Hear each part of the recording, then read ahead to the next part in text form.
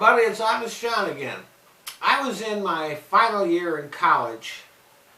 It would have been 1971, when I first heard John Lennon's song, Imagine. At that time, I was still a Catholic. I was attending Providence College, which is a Catholic college. I had studied for a year to be a priest. So I was still a Catholic. And when I heard the line, imagine no religion, I couldn't help wondering, what does John Lennon have against religion? It wasn't until years later that I came to understand what Lennon was driving at.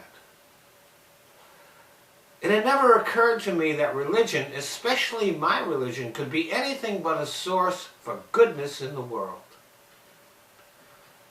But as I grew older and I learned more about the world and how it works and what happens in it, that's when I learned about the evils perpetrated by the various religions in the world. And sometimes it's kind of cloaked so that you can't see it. For example, Catholic Charities does a lot of good things for the poor. Food kitchens and clothing drives and toy drives, and even in some cases providing medical aid for those who can't afford it. But Catholic doctrine helps to create the poverty that they appear to be fighting. One of the greatest contributors to poverty all over the world is lack of family planning. An unplanned pregnancy can doom a woman and the child she brings forth into the world into a life of poverty. The woman often has to drop out of school and forgo any plans or ambitions or goals she might have had, take a low-paying job in order to support herself and her child, while the man abandons them and often goes on to live the same life he would have lived before. And yet the Catholic Church, and indeed most Christian churches, and indeed most religions, are firmly against not only abortion, but any kind of contraception. So all the soup kitchens and toy drives and other things that these churches do doesn't make up for all of the poverty that they create. And then there is the intolerance and division that is stoked throughout the world by the various religions, whether it's anti-Muslim propaganda spread by Christians or anti-Christian propaganda spread by Muslims. And it isn't just Christians and Muslims, whether it's Hindus, Buddhists, any other religion that you can name, all have contributed to the discord and division and violence in the world. So John Lennon was right. The world would be a much better place if there was no religion in it. But even though I'm firmly against religion, that doesn't mean that I have anything against religious people. I have many friends who are Christians, Jews, Muslims, Buddhists, and so on. I don't concern myself with that when I evaluate people, whether they're good people or not. And my friends are good people. And where they spend a Sunday morning or a Saturday morning doesn't bother me.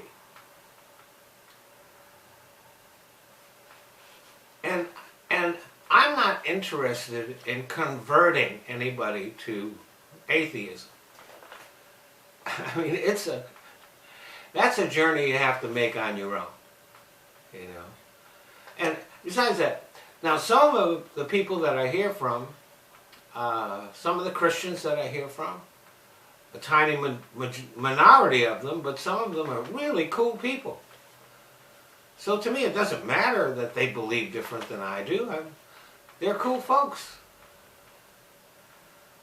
But the majority of Christians that I hear from online are complete assholes. So why would I want them to join me as being an atheist? They'd still be assholes, just atheist assholes. We've got enough of them.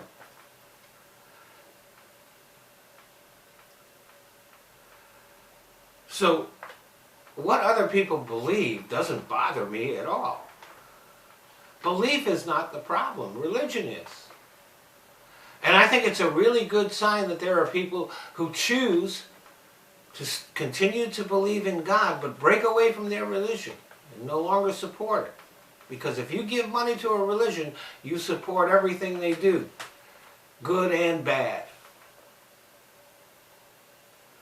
I believe that most people are just trying to do the best they can and to do the right thing in a world where it's getting harder and harder to know what that is. Where I draw the line is when people try to impose their religious beliefs on others. Here in the U.S., that's mostly a problem with Christians, though it's true of other religions in other parts of the world. But back to the United States. One example of people trying to impose their religion on others is the school prayer debate. Now, I think it's fine to have a moment of silence so that people who want to pray can pray, and they can pray whatever prayer they want to pray. And people who don't want to pray can just be silent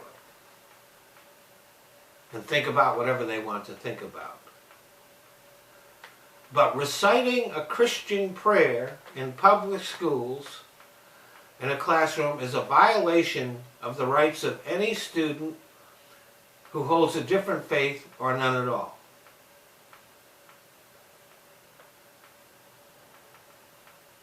The anti-abortion movement is also an attempt by some Christians to impose their beliefs on others who might not believe what they do. And then, of course, there's the problem of terrorism. Though Muslim terrorism receives the most news coverage, the fact is that here in the United States, most acts of terror are committed by Christians, including attacks on synagogues, mosques, and individuals who are perceived as belonging to a different faith. So go ahead, believe what you want. It doesn't matter to me in the least. But if you try to force me or others to act a certain way, or in any way impose your faith on us, that's where we got a problem. Thanks for listening.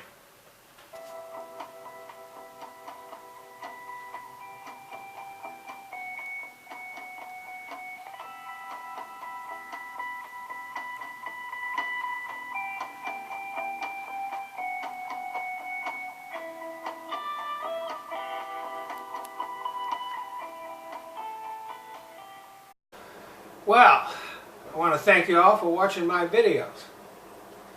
But there are certain changes that Google has made to YouTube, which, since I'm a smaller channel, means that I can't monetize my videos.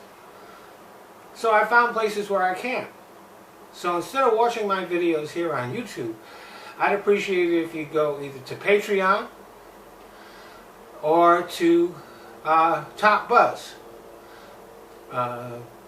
They let me monetize videos, and I don't even have to put commercials on them. So, if you want to become a patron on Patreon, that's fine. If you don't, you can still watch the videos there. I've just kind of given up on YouTube. YouTube is just a place that I use so that I can put my videos in other places. So, Patreon, Top Buzz, the links are in the description box. Thanks a lot.